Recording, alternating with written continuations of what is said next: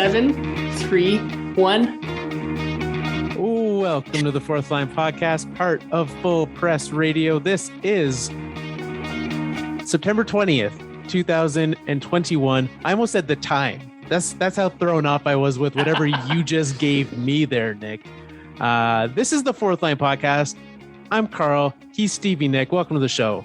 It's a big day in Canada, Carl. It's election day. And to be honest with you, I don't really want to talk about the election. So my 7-3-1, that's as far as I'm going. That is the current score between the top three parties at 7:47 p.m. Eastern Standard Time. I will leave it to you to try and guess which party has how many. Oh, I mean, I would assume that those are like all from the far East Coast. Oh yeah. So at this point, yeah. Those are going to be like probably Liberal, NDP, and then Conservative is what I would guess. It was Liberal, Conservative, NDP. Wow, look at that. Well, there you go. Lots of time left. Yes. I saw earlier that there was one riding reporting and they were winning. So it was 100% for that one party. But hey, yeah, election day. It's also, is this the last day of summer? Like technically? Yeah, like what meteorologically? I don't know. I don't think so. When's the first day of fall? I feel like summer non-meteorologically extends until October these days. Ooh, okay. Yeah. Tomorrow's the last day of summer. Tomorrow's the last day of summer. Yeah. Meteorologically. I'm still not sure I'm saying correct. It doesn't feel right. It doesn't roll off the tongue as well as it should. Yeah. But I'm not a meteorologist, so what do I know? Here's what I do know, Nick. We have the best listeners in all of podcasting. The well wishes that we received this past week after announcing that this is our final season of the show, I could have ended it right then and been completely happy. Glad I talked you into doing a whole season. It was touch and go this week. I was like, you know what, this feels good, right? Everyone's saying like, oh, we really like it. Thank you so much for all you've done. I'm like, it was kind of like being eulogized while you're still alive. That was a little bit weird. That is a little bit weird. But you did literally say last week, we will not just stop without telling anyone, which is what that would have been doing. It's true. So is this our last episode then? No. Okay. You want to just stop halfway through division previews? Right. Like we'll only do 2. We're just going to do only the Western Conference. You figure out what's going to happen in the East. It gets harder after tonight. So let's just quit now. Let's look really smart. Let's predict that none of the California will make the playoffs and then just call it a show. Okay. All right. Done. Love it. No, we're back. We're not going anywhere. I mean, yet we will be going somewhere after the Stanley Cup is handed out, but we're here all season. And it was really nice. So thank you all for your kind words this past week. But we got some news this week. Like Nick said, we're going to do another preview this week previewing the Central Division. But let's talk. I mean, there's a team that made the news this week for several pieces of little tidbits. And it kind of like is a weird thing. So let's start with former New York Islander Travis Zajac retiring and going to be joining the New Jersey Devils organization. I mean, joining the organization to retire. Like he's not playing, right? No, I do believe he's taking on like a player development role with the team though. Okay, but he is signing a player contract so he can retire as a Devil and then he'll transition to this development job. Yes, it is. So to describe it, I don't know what his actual title is. I hope that this is his title. It is on and off ice player development, consulting, and youth hockey initiatives. Man, I really need to go work for a hockey team. So I can just tell them what title I want. You're just make it up. An on ice, off ice development initiative guy. And if you make your title long enough, no one really cares what you do. Guy. I want a title that just ends in guy. Nick's our guy. Yeah, talent development guy. I think like talent development acquisition initiative guy. Learning and development of new talent and mergers and acquisitions guy. He's an importer exporter. He's an importer exporter guy. So I mean, long career. It is weird to me that he didn't end it as a Devil, but I appreciate them trying to get him that Stanley Cup with the Islanders last year. Travis Zajac is just one of those guys who feels like he's been in the NHL forever. Yeah, he's the forever NHL guy. Like he's always been there. That name's always been out there. He's not like, if you look at his stat lines, there's nothing crazy to write home about. Like at most, he was a 25 goal scorer. That was his high one season. Yeah. Okay. He put up 67 points that same season and then never even cracked 50 after that. But why is he such a household name? I think because of, the team that he played for, right? Playing for the Devils, a team with some far-reaching fan bases, the consistency of him as well. Because if you were to look, New Jersey Devils have had some great players throughout the years, and he has played the fourth most games, has the third most points, also the third most goals. And so even though he was never that great player, he was just always there, consistently putting up production for a fairly long time. These last number of years, he's definitely fallen off with injuries and things like that, but he's also 36, so that's expected. Yeah, absolutely. And, the last few years, it even got to the point where it's like, oh, he's still in the league. He's still playing, but he is always there.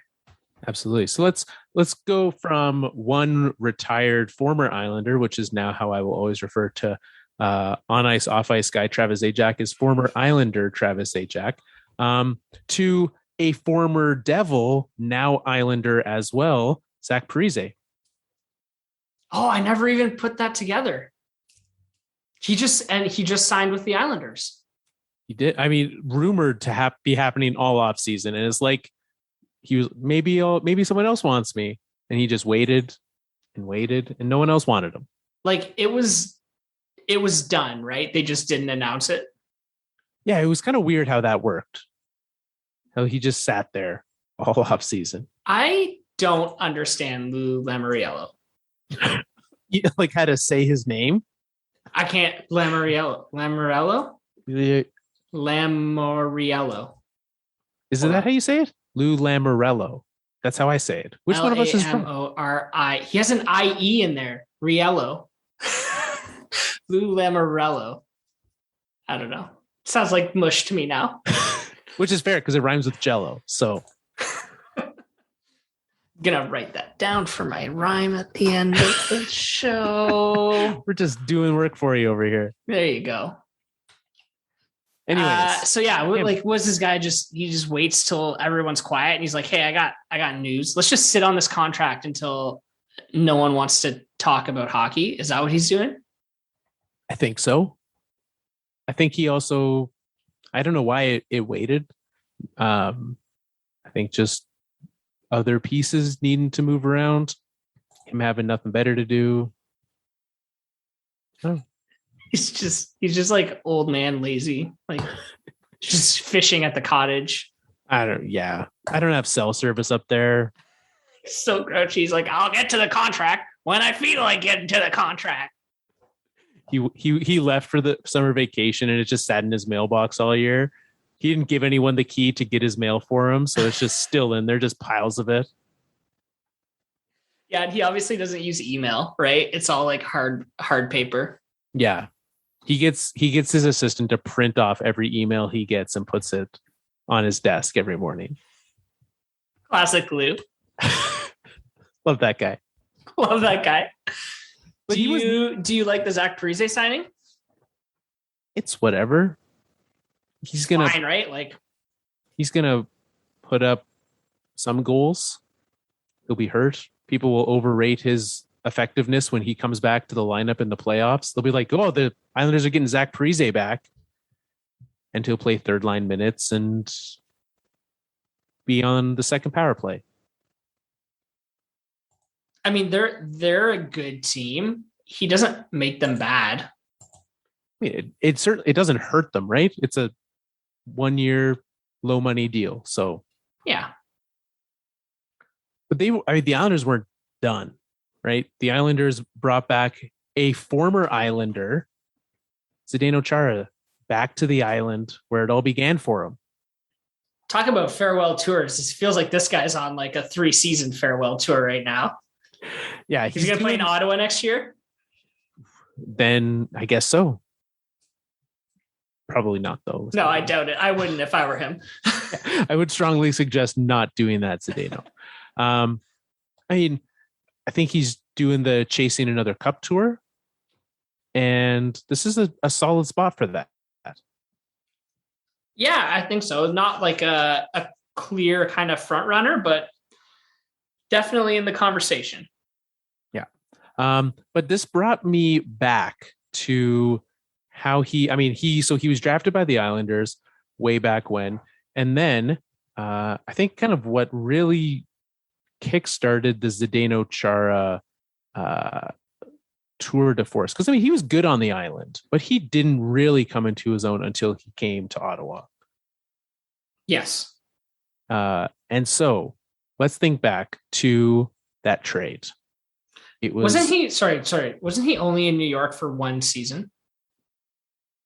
Or was it more than that? It was more. I mean, it was 5 years from when he was drafted until he played for the Islanders, or until he was traded. So he played. Oh, he played 3 a years, lot. 4 years, 4 years on the island. Yeah. Okay, and then he got traded to Ottawa. Let's talk about. I don't even know what the trade is, so remind me. You do not remember this trade? No. Alexei Yashin to the New York Islanders for Bill McCult, Zdeno Chara, and the number 2 overall pick, who is Jason Spezza. Oh, well, that's what tilts the trade right there. I mean, but it was a draft trade. Like, this happened at the draft. Spezza was actually known... Spezza. Yeah. So the Senators picked up Chara and Spezza in that trade. And Spezza in that one. Which then led me down a bit of a rabbit hole, or a rabbit. Is it a hole? Yeah. A rabbit trail, a rabbit hole. Rabbit hole. So that was the only trade of all the times Zdeno Chara's moved. That's the only trade he's been in. Alexei Yashin, that's the only trade he was ever in. Jason Spezza was traded one time. Got a pretty significant return. Do you recall back in 2014 where he was traded to? I want to say Dallas. You have said correctly that it is Dallas. Yeah, so that's how he ended up in Dallas. Got Alex Chason, Nick Paul, Alexander Guptill, and a 2015 second round pick. That's the return was so bad they didn't even list who that pick was in this. Yikes. So, I mean, but at that point in his career, Jason Spezza 2014 still was producing, but obviously not at peak Spezza pace. Yeah, but he was their captain at the time, wasn't he? Sounds right. Yeah, I think so. But this is the more interesting one because there was 3 players in that trade, right? I guess 4: Chara, Yashin, Spezza, and Bill McCult. He was in a trade once upon a time. And this one opens up a whole can of worms that we're following the trade tree. Okay. Because in 1999, Bill McCult was traded to the Islanders for Dave Scatchard, Kevin Weeks, and the return was back to the Vancouver Canucks, Felix Potvin, and 2 draft picks. One, both of these names get you excited, but the result does not. It is Teemu Laine. Neither of which he's not as good as Teemu or Laine. So Just like the worst part of both of their names. Exactly. But I mean, so an interesting one, because then it brings in the entire like Felix Potvin trade tree, which how he ended up on the island was the Brian Berard trade, where Berard went to the Leafs from the Islanders. Man, this is like, we're getting into history of like, I remember names, but I don't remember all these moves. Exactly. Right. Like I vaguely remember Brian Berard as an Islander, but I think for most of us, we just remember that horrific eye injury. The eye thing, that was Brian Berard, right? Yeah. Oh, that was scary. I didn't think he was going to come back after that. No, absolutely not. And Felix Potvin, did you say he got traded to Vancouver or from Vancouver? To Vancouver in that. So he went Leafs in the trade circuit. He went Leafs, Islanders, Canucks, and then the Kings. Actually, he got traded from the Canucks to the Kings. I have no recollection of him playing for any team other than the Maple Leafs. No, exactly. And so, I mean, what would you say? How many games do you think he played not for the Maple Leafs in his career? Oh, what year were we talking about when he got traded to the Islanders? So he got traded to the Islanders in 2019. He was traded. No, 2019. Sorry, 1999. Okay, that makes more sense. In January of 99, he was traded to the Islanders. In December of 1999, he was traded to the Canucks. And then just over a year later, he was traded to the Kings. So I'd say like, I don't know if this is lowballing it or not, 40 games. He played 61 games with the LA Kings, seven games as an Islander, 26 as a Canuck, and I'm disappointed that you forget the 12 games he played as a Boston Bruin. Felix Potvin. Yeah. Oh, no. Sorry, I am very incorrect. That's how many wins he had with each organization. I was misreading that. He played 136 games as a King, 33 as an Islander, 69 as a Canuck, and 28 as a Boston Bruin. Man, I have no memory of his career outside of Toronto. That's so many games. I guess 40. You guessed 40. And the answer was actually 266. Okay, yeah, I was way off. But like, so over 40% of his career was played not in Toronto. And yet completely lost on people. Completely. Now, to bring it full circle, God, I really hope this pans out. When he played in Boston, was Zdeno Chara also on the team? Let's find out. That would have been, I'm going to go with no. This was in 2003, 2004. He was still with the Senators. But let's see, who was the other? Ooh. You know who his goalie tandem partner was, though, in Boston for that season? Tim Thomas. Future Toronto Maple Leaf Andrew Raycroft. The plot thickens. So was that the Calder winning year for Raycroft? That was. Felix Potvin was his backup the year that Raycroft won the Calder in Boston. So weird. Again, I know all the names. I had no idea about all this backstory. Yeah. There we go. So lots of, this trade, and then we haven't even gotten into, Dave Scatcherd's got a big old trade tree behind his name. Then you've got the likes of, Kevin Weeks probably has some. So this goes on forever, but just a fun little trip down early 2000s, late 90s memory lane. The crazy thing for me is how long Chara's been in the league. Like if you look back to his first season with the Islanders, when he played 25 games, it was 97-98.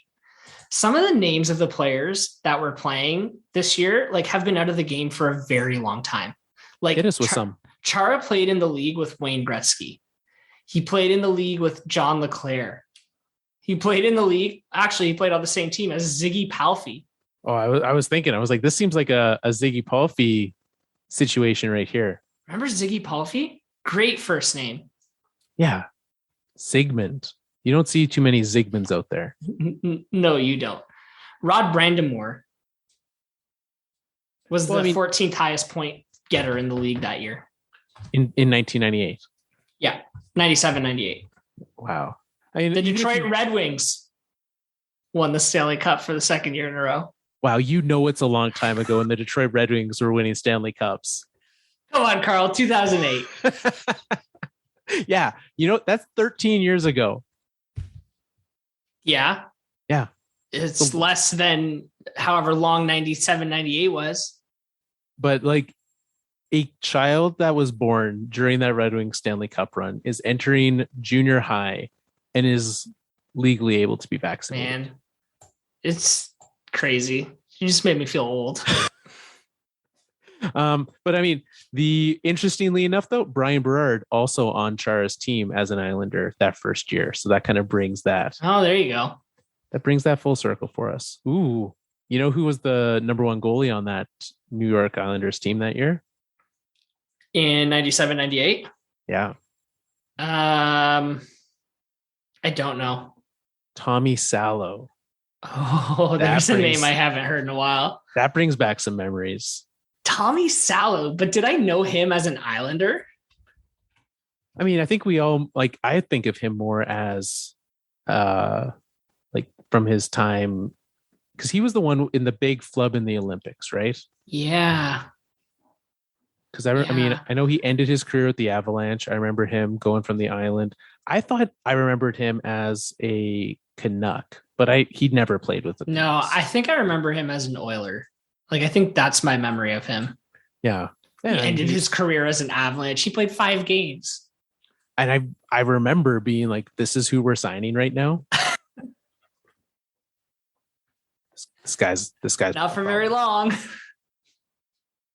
Well, there you go. Welcome to our trip through this trade tree, and all of which is the weird times of early 2000s New York Islanders hockey. Speaking of early 2000s hockey, I went on a kick last week. I went on YouTube and I just started looking up soundtracks for NHL 2004, NHL 2003, 2005. Great soundtracks to those EA Sports games back in those days. Oh yeah. My first one that I had was NHL 98 with Eric Lindros on the cover. Yeah. That was a good one. Is 98 the one where they had those awesome intro videos? Yes. Heroes by David Bowie? Yes. Oh my man. goodness. So good. That was one of the first times I would ever actually watch the intro video to a game. Yeah, same.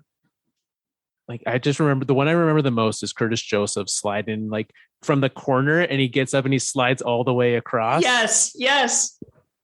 I'm going to watch that as soon as we sign off here. It's been a while. Let's try to remember to post that one so that folks, let's see if we can find. I mean, I know we can find it, but it'll be up on YouTube. We'll link it. That was so good. All right, let's get in then. Let's go from history now to future. Let's get into our Central Division preview.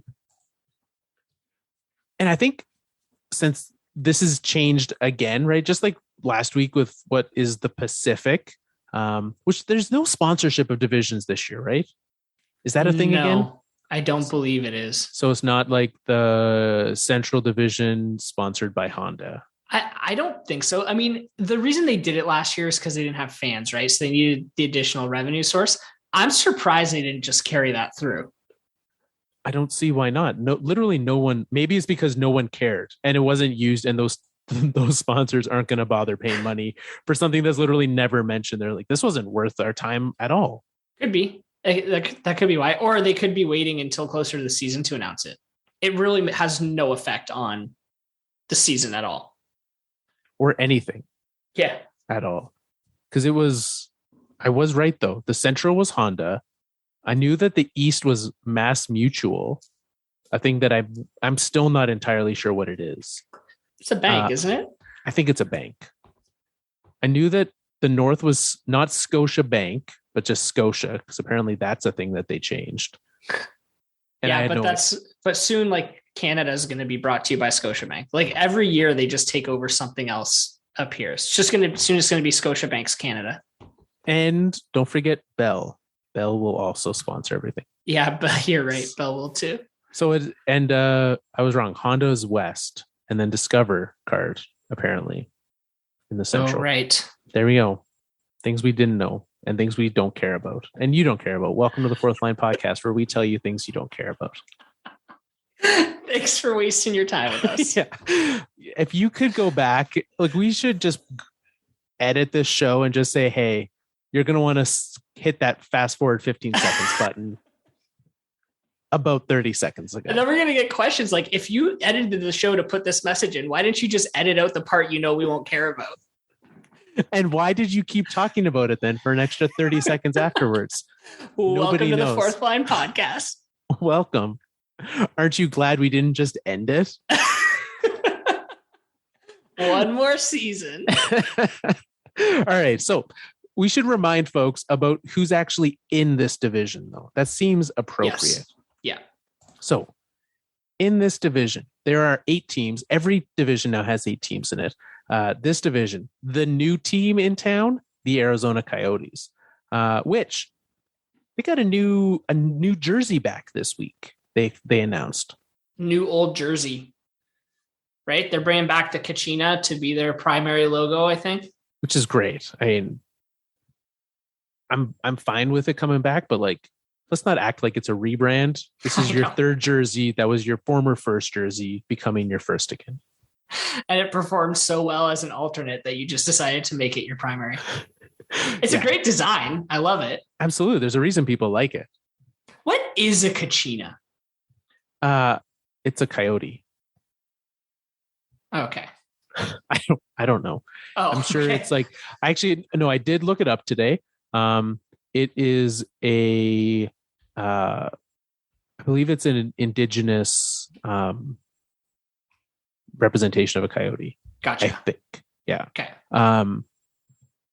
Yes, it is a spirit being according to Wikipedia, spirit being in the religious beliefs of the Pueblo people that come from the southwestern United States. Cool. So I'm not sure. So I guess in that style, they've turned it into a coyote. So maybe, I wouldn't put it past the Coyotes to do something dumb, but maybe this isn't the most appropriate use of that as well then. I don't know. I don't either. I'm just putting it out there. All right. So we've got the Coyotes. We've got the Minnesota Wild, Nashville Predators, Dallas Stars, Chicago Blackhawks, St. Louis Blues, Colorado Avalanche, and the Winnipeg Jets. So the Jets went from being in a division of all Canadian teams to now they are the only Canadian team. Did you just rattle that off in the order that you're going to present to us tonight? No, there's no chance that there are several things wrong with what you just said. Most wrong is the Winnipeg Jets winning this division, though. Okay, just checking. No, because you didn't go alphabetical, so I did it in whatever order, wherever Google pulls their NHL standings default from. That's where I got that from. Okay, the default order there. So the Jets, they're going to be crossing the border a lot. Jets are crossing the border a lot. But let's start with which team you think is going to be the worst team in the Central Division. The Arizona Coyotes. I'm with you on that one. Yeah, this is not the hard part of the show. That'll come after the break. But the Coyotes are like, this team just seems to be constantly like weighed down with some sort of controversy or something that's going on that has nothing to do with their on-ice product. They're getting kicked out of arenas. They have financial issues. There's different reports of stuff going on in head office. They're getting punished for cheating at the prospect thingy. Like, they're just constantly weighed down by this stuff. Right. And I think it hurts the way that players see going there and playing there. Absolutely. It does. Yeah. So this year they've brought in George Armstrong, I believe, as the GM. Is that his name? Hold on, I got it right here. Bill Armstrong. Okay. I knew George Armstrong does not sound right. I have no idea who George Armstrong is, so that's very likely. They brought in Bill Armstrong as their GM to kind of start cleaning stuff up a little bit. He's the former assistant GM of St. Louis from when they won the Cup that year. Yep. And he's made quite a few moves with kind of what he could since he has arrived. Right? Yeah. Like he's the one who made the Taylor Hall trade, did he not? To get him out of Arizona? I thought that was Steve Sullivan. Oh, I don't even know who that is. Was he like the interim? Yeah, he was, former like small player, played for the Predators for a while. See that Steve Sullivan. You're nodding your head like you know who I'm talking about, but I have no idea. All right. Well, I was wrong. Bill Armstrong did not make that trade. I could also be wrong, but we'll find out. What did he do this offseason? He brought in Shane Gostisbehere. Yeah, which great trade for them. Agreed. He what else did he do here? Man, this is not a team I pay attention to. I'm looking at this roster. I'm like, is Ryan Zingle new? He traded Darcy Kemper to the Colorado Avalanche. Yes. That's like the biggest move that they did. Yes.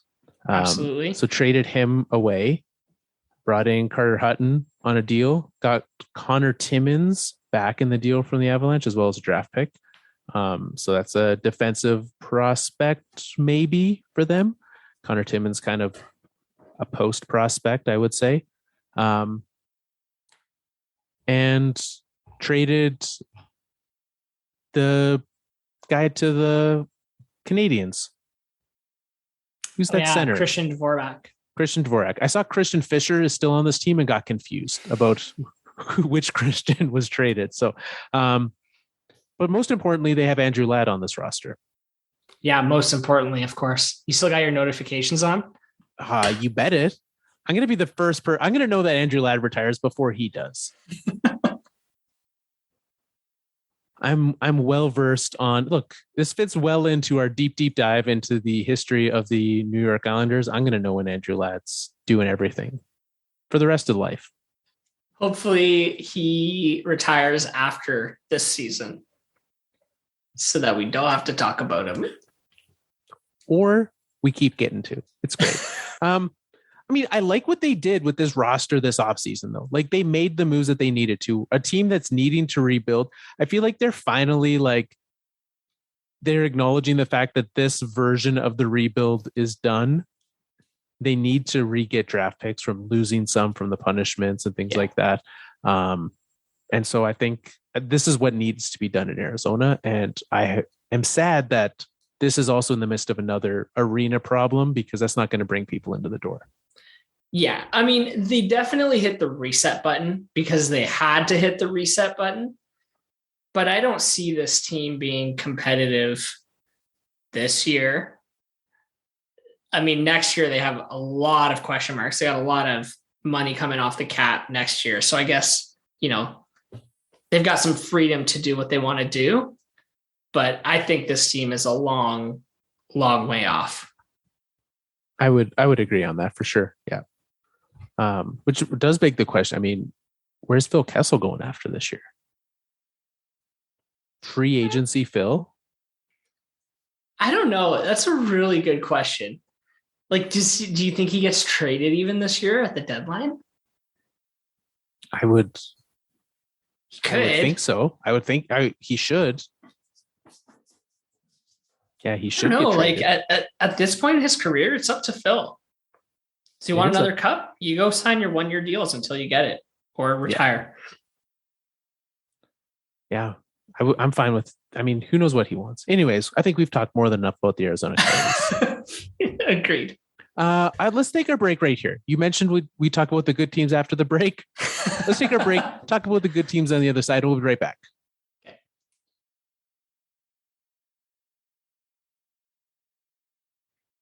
22-8-2. It's too easy right now because it's all East Coast results.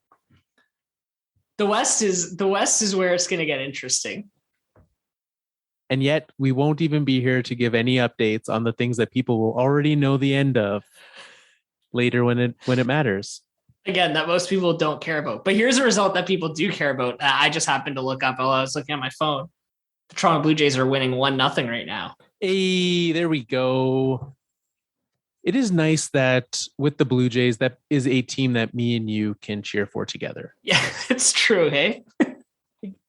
We've got the Jays, we've got the Raptors. Yeah. And I like that that's a thing that can bring us together. Yeah. Agreed. Go Jays, go. Now, absolutely. Let's go back to hockey.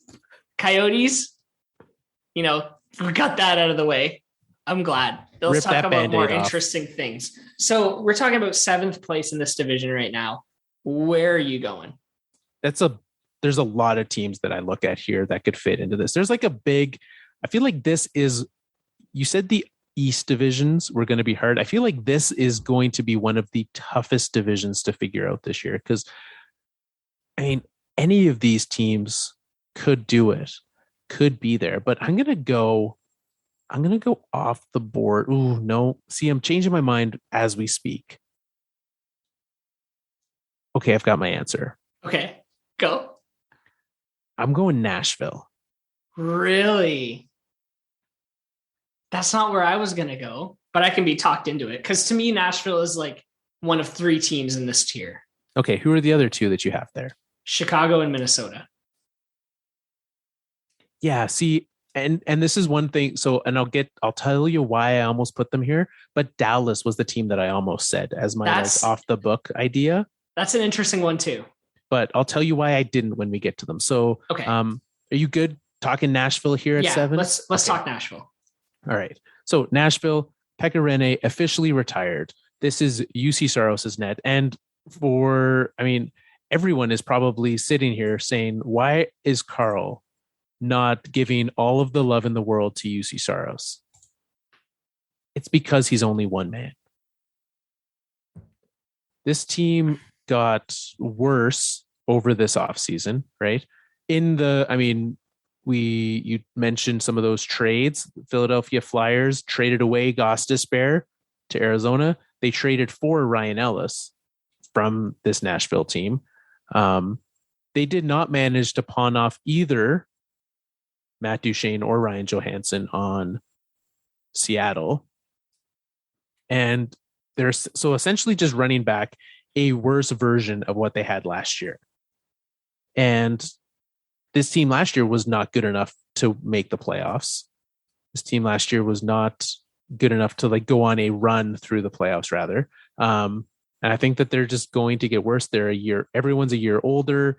And I just see a lot more of that happening.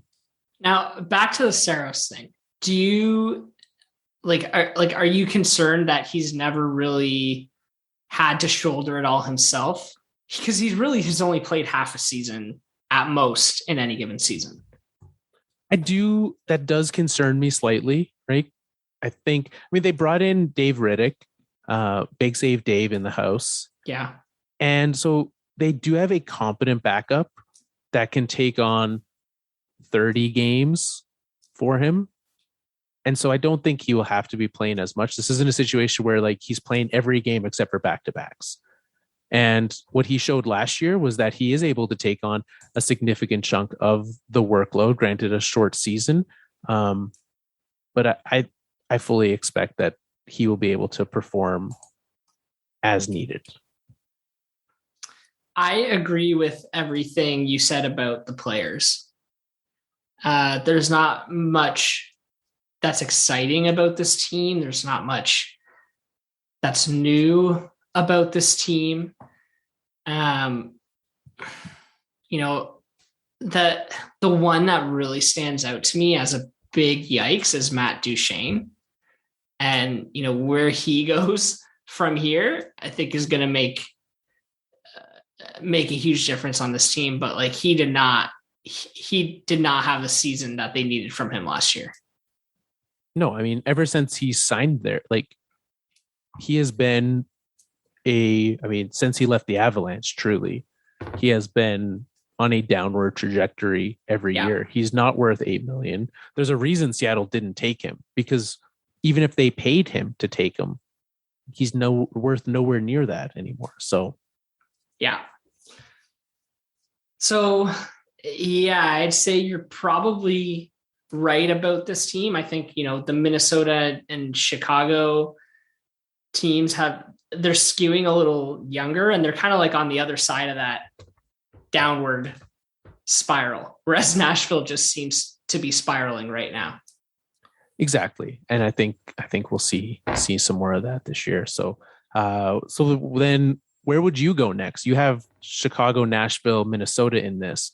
Where are you putting Chicago and Minnesota? Oh man. I mean, I want to put Chicago next, but like, that's what my heart wants to do. But I think my brain is saying Minnesota.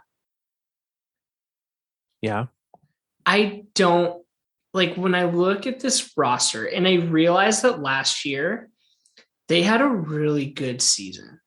A lot of that was due to Kirill, I can't say his name, Kaprizov, still not signed. No. And still, I mean, it sounds more and more like he is coming to Minnesota, and they're just Zach Parise taking forever to actually sign this deal. But anytime you're compared with current day Zach Parise, that's not exactly a good situation. No, nobody wants that. But I think that, Minnesota is going to be in a good spot next year and the year after. But, they've got some really good prospects in their pipeline. But just where the roster's at right now, I'm not feeling it. I'm not feeling it too well. I'm not that excited about Matt Zuccarello. I'm not that excited about Joel Eriksson Ek or, who else on here? Ryan Hartman. Right. I mean, and you shouldn't need to be excited about all of those guys, right? Kaprizov is going to come in to this team, and I'm doing this preview under the assumption he plays with them this season. Yeah. I think he's going to come back. Now there is a chance. I mean, he had a great season last year, right? Like, there is a chance that he doesn't reach that level this year. I would not be at all surprised about that. Another year where he's having to play a full 82 game schedule. He's having to play,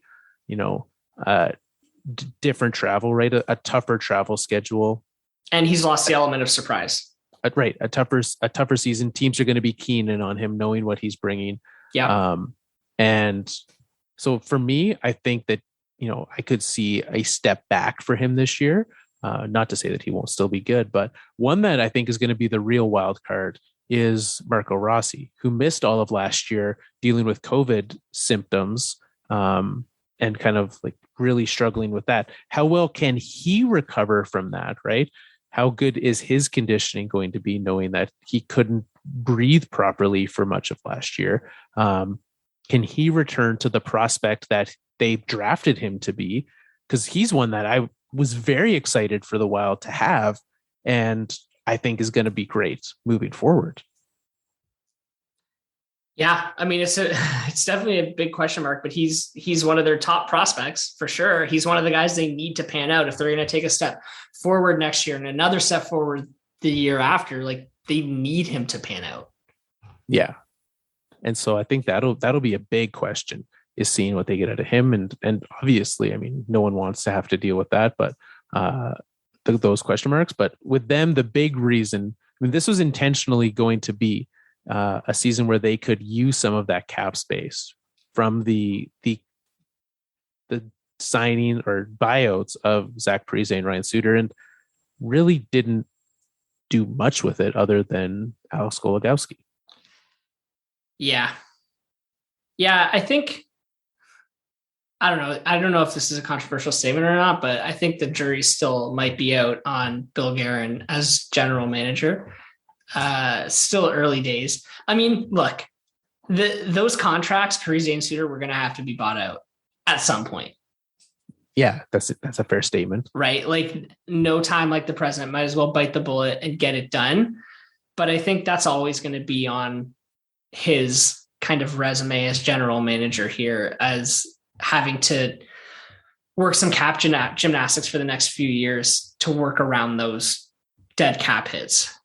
And I think it's not fair to him that he's the one who has to deal with the dead cap, because he wasn't the one that signed those. So yeah, I would try not to look at the fact that, the next 3 years he's going to have $15 million of dead cap.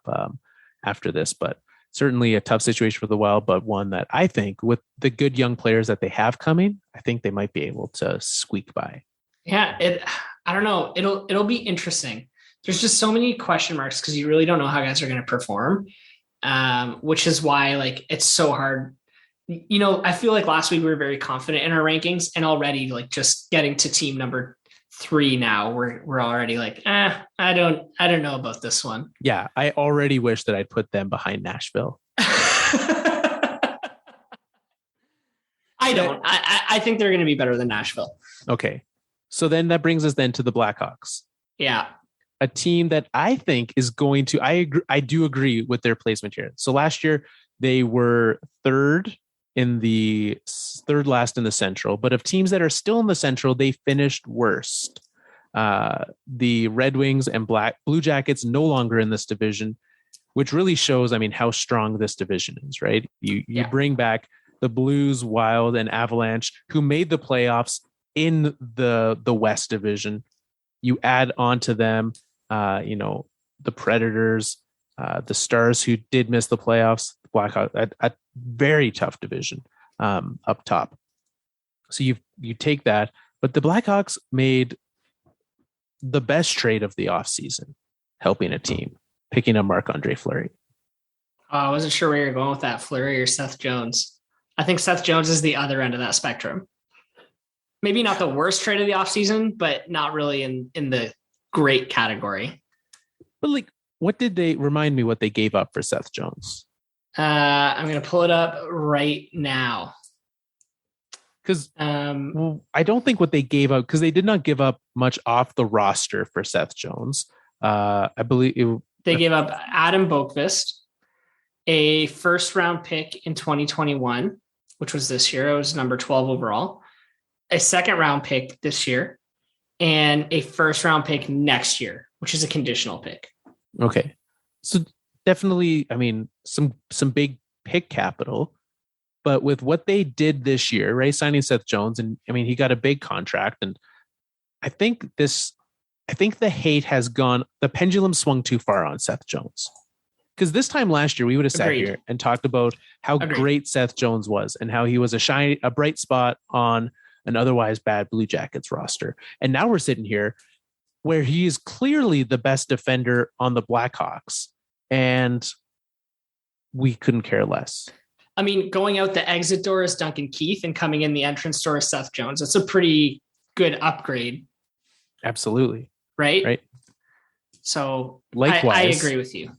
Likewise, going in one door is Marc-Andre Fleury, and going out is Malcolm Subban. Also an upgrade. Going just back in through a door, very likely Jonathan Toews is back with this team this year. Yeah, which I was very happy to see from like a person standpoint. I don't know how effective he's going to be as a hockey player for them anymore. I've still, even for him and the doctors working with him, a very mysterious injury. Or illness that had him out for the year. That like they kind of diagnosed, at least like he had a name for it, but it still sounded like a bit of, it was like a collection of symptoms that they don't really have a name for. Right. And they just pile it all under. Yeah.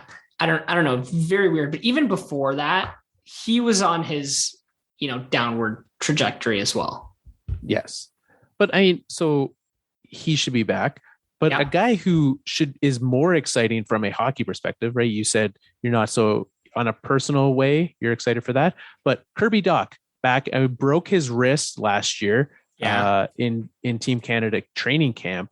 So was gone for the entire year for the Blackhawks, but he's going to be back for this team. And that is a reason to be excited. Yes. He's going to be a very exciting player to watch. What a horrible injury last year and awful timing for him, but like he's going to be a huge addition to this team, I think. Yeah. So you add him to, there's not a lot of young players to be excited about, but you add him to Alex DeBrincat. Yeah. You bring in Seth Jones, you bring in Marc-Andre Fleury. You still have a very useful Patrick Kane on this team. Yeah, absolutely. And I could see them being a contender for that last wild card spot. I totally agree. And I think like what pushes them over the edge for me is Patrick Kane, because he is somebody who should be kind of on his downward trajectory after the career he's had. And he's just still firing at all cylinders. Yeah, it is true. Like, I think because we see Jonathan Taves going downward, we kind of assume Kane would do the same thing, but far from it. Dude, there's 2 years left on these guys' matching contracts. Do you remember when these contracts were signed? I want to say that they were 10-year deals. Yeah, I remember discourse at the time of people being like, these guys are never going to play out these contracts. This is going to hurt the team for a long time, locking up all that cap. So they were 8-year deals. So apparently still legal deals under this contract. But you're right. And now we see these 8-year deals just being handed out. Yeah. Well, I mean, you don't see a lot of matching deals like this anymore. This is probably the last one that we saw. Trying to think. I mean, yeah, probably of a long-term deal like that. Because I think that the team most likely to have handed them out would have been the Leafs, and they did not. Yeah. They probably would have benefited from doing that. But no, they had to pit all the players against each other, which just drove all the prices up. Yeah, that's a really smart choice there, I think. Man, I cannot wait to watch this Amazon series. Yeah, that comes out, October 2nd, I want to say? A couple weeks. Yeah, that's going to be good. All right. Anyways, the Blackhawks. Are we done? We are done. We are on to the top 4 teams in this division, which I would say I'm picking these 4 teams for sure to make the playoffs. Okay. So after saying that you were possibly picking Dallas to be 7th in the division, you're saying that you're now picking them to make the playoffs? Yeah. And let's put Dallas right here then. Okay. With that being said, okay. The Dallas Stars. Last year, there was not a team that had a harder time dealing with COVID and the ramifications of it than the Dallas Stars. Yes. And I think with that behind them, and they still almost made the playoffs with games missed, players out long-term, et cetera, et cetera, et cetera. Starting the year, missing players, right? 13 players ended up on the COVID list at the start of the season. And then they had another round of this later. You have these guys back, you have them healthy. Granted, like Ben Bishop's not going to be here, but I think like you can't assume he'll be part of any roster moving forward. So yeah, I think with what they have here, I think this team's going to improve just based on being healthy. Well, having Tyler Seguin in the lineup's going to help. I think, right? I think we can all agree that getting a Seguin in the lineup's a great addition. Like he played 3 games last year or something like that. Yeah. Like that's a brutal loss to this team, considering how important he is to it. Jamie Benn, great player, probably get a lot of assists, not that many goals though. We hope. Yeah, I mean, I think we can all agree that Jamie Benn's not exactly known for being a helper.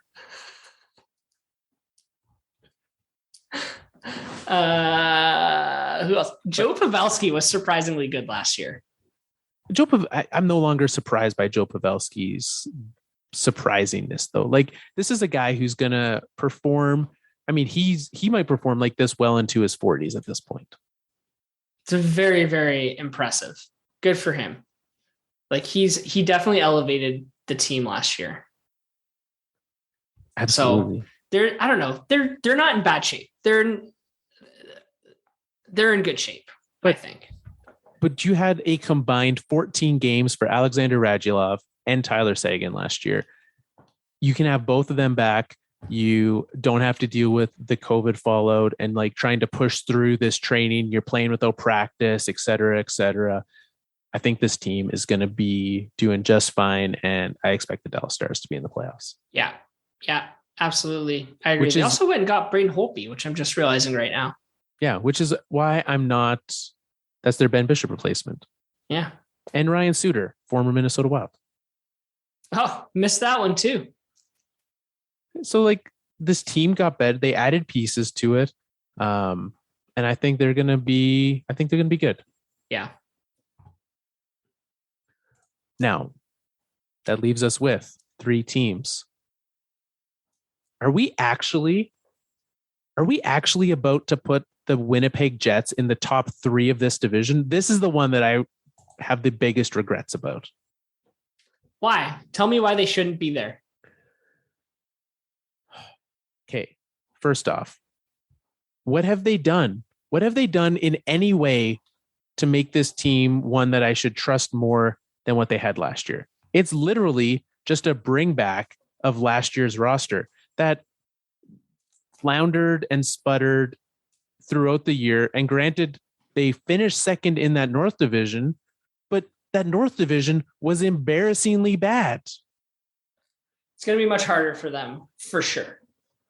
But based on all the teams that we just ran through, like if you put these guys head to head against Arizona, obviously we take Winnipeg, right? Yes. Like Nashville. Yeah. Yeah, like we could run down the list. Minnesota, Chicago. I'd take Winnipeg over all of them. Maybe not Dallas. That's the question. Okay. You made me feel better. You're right. So Dallas, Minnesota, and Winnipeg are collectively 3-4 in this division then? I think so. I could see those two swapping places. Like we just talked about Dallas, and I'm way more excited about Dallas now. I'd maybe move them up to 3rd. After me almost putting Dallas 7th. Welcome to 3rd place in the Central. Congratulations. You get to beat the Blues in the first round of the playoffs. This is how it works, Carl. We just grind out our opinions, right? It's the real 4th line attitude here. Exactly. But you're right. Like you look at this roster, not much has changed. Was Nate Schmidt on this team last year? No, that is a pickup. So that's a new one, which like they needed the help on the blue line. Absolutely. Yeah. So I don't dislike that pickup. They still got Connor Hellebuck. What do you think they're gonna get out of Pierre-Luc Dubois this year? I mean, that's the big question mark for this team.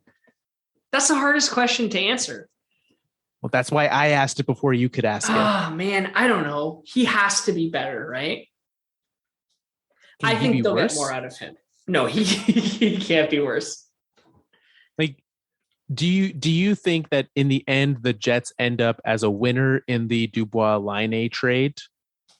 No. Or a draw? Where do you think that ends? I think they end as a loser in that trade.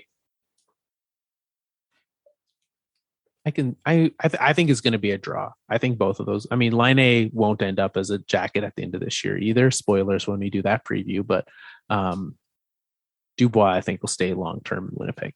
I kind of think so too. But I'd like, okay, let's do bold prediction.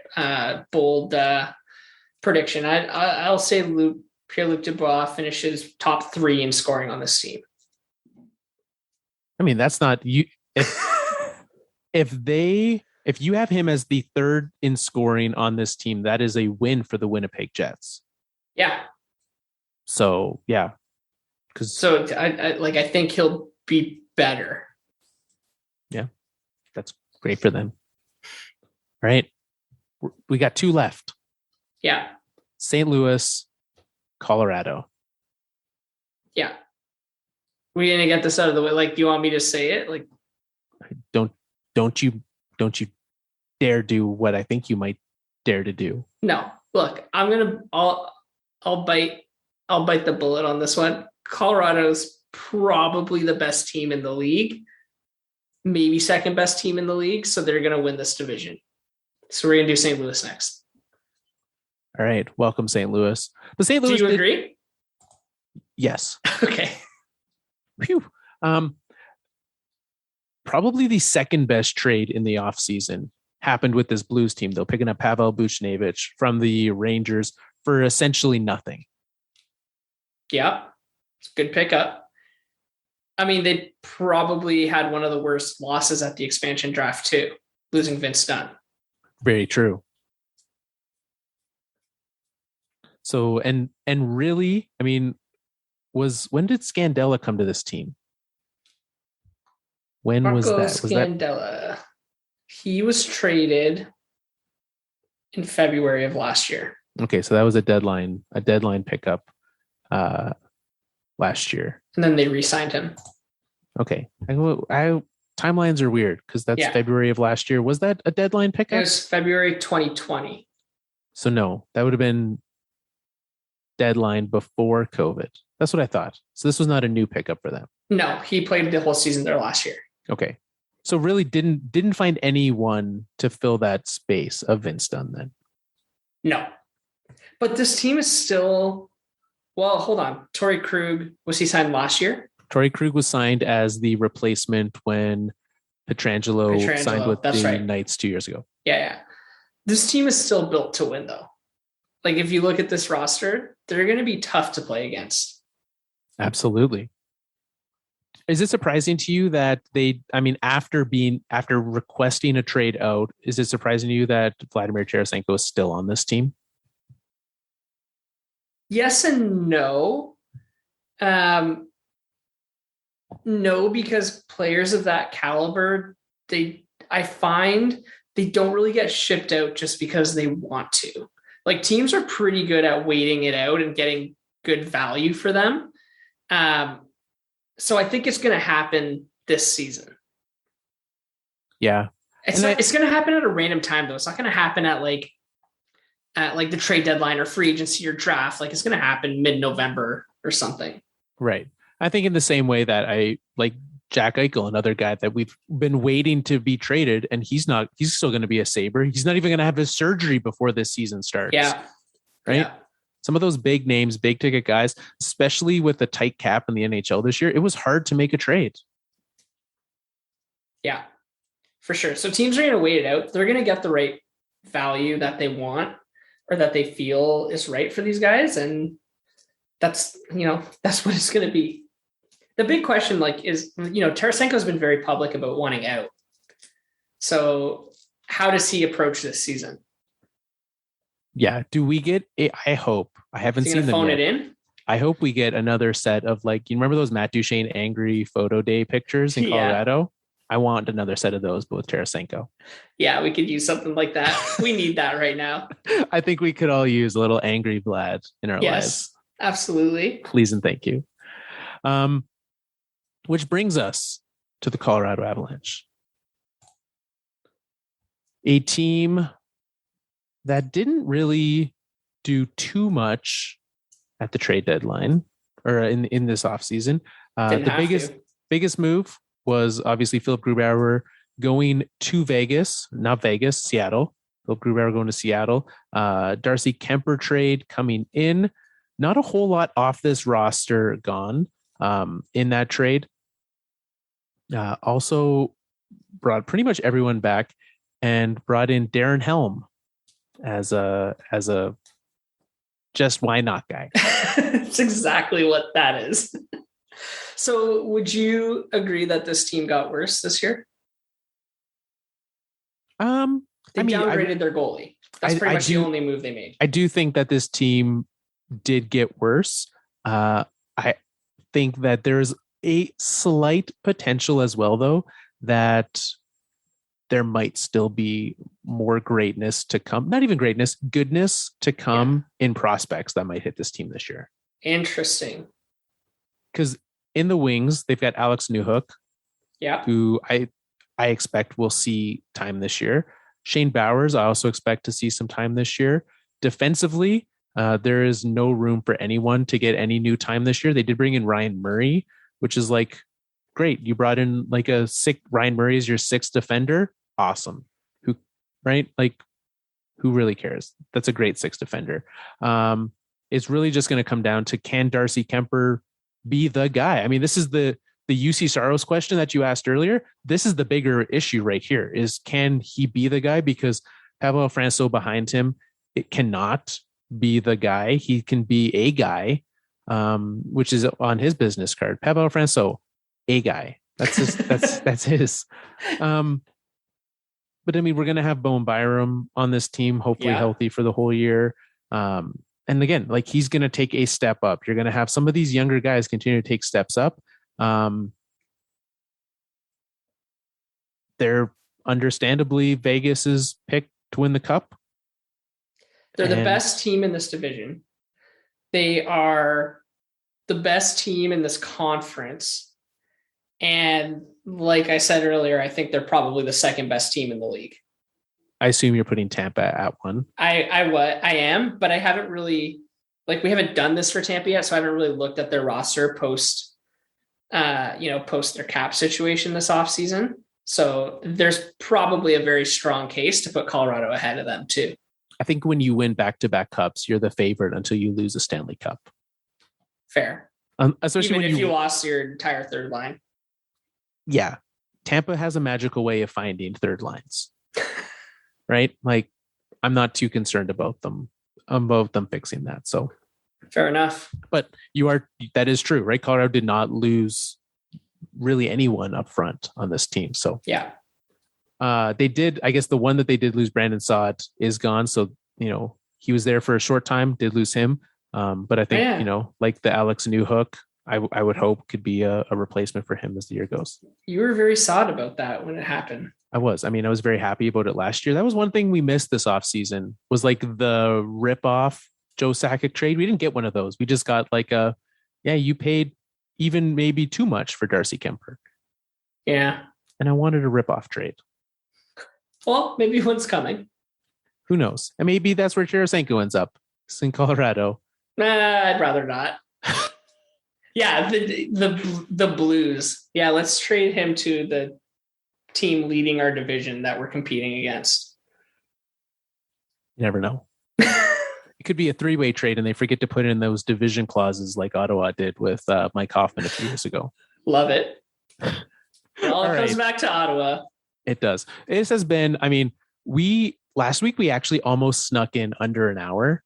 This has been definitely over an hour that we've been talking about this division. So let's wrap that up there. But there you go. Welcome. Congratulations to the Colorado Avalanche on your 2021-2022 Central Division Championship. There is no way that by picking them so confidently that we've jinxed it. They're definitely going to be fine, and I'm not at all concerned. You shouldn't be. It's fine, Carl. I'm a little concerned. Don't worry. Everything will be fine. Well, no one will get hurt. If you are upset at us or happy at us for what we did or did not say about your teams, you can tell us on Twitter at Fourth Line Podcast. Head on over there. Tell us all the things we're wrong about. We will reply graciously and try to have an actual interaction with normal people on the internet and make Twitter a better place. So let's do that together. Tell us, and we'll tell you why we were right and why you were wrong. Or listen to you. Only one way to find out. You can head on to thefourthlinepodcast.com to find out more about the show, to find where we are on Apple Podcasts, Spotify, Google Podcasts, wherever you are. If you like the show, please leave us a review. Say nice things about us on the internet. And you can find us over at Full Press Radio and fullpressnhl.com. Thank you very much for tuning in. We'll be back next week looking at our first Eastern Division. Time for us to wrap up another Fourth Line show. I know what you're thinking. You don't want us to go. I'm hungry. I'm gonna eat some Jell-O. And don't think I forgot that word rhymes with Lamoriello.